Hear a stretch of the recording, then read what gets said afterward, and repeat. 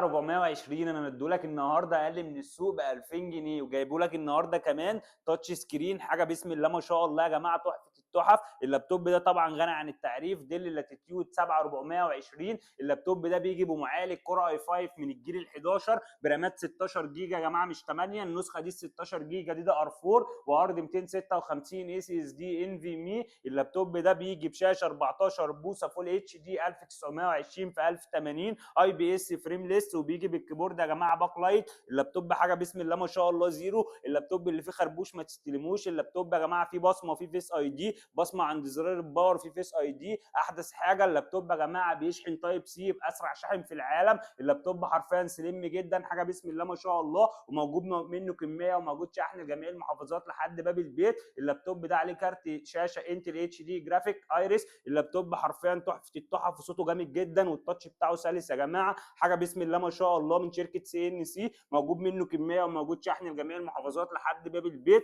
لو انت مهتم اكتب تم وهتسمع سعر ما حصلش. الافضل لابتوب تاتش جيل 11 موجود في السوق المصري برامات 16 مش 8، وزي ما قلت لك سعره عندنا اقل من السوق ب 2000 جنيه، وموجود شحن لجميع المحافظات لحد باب البيت ومتاح معانا عند الاستلام. حالات بسم الله ما شاء الله بنبيع الجهاز بظهره.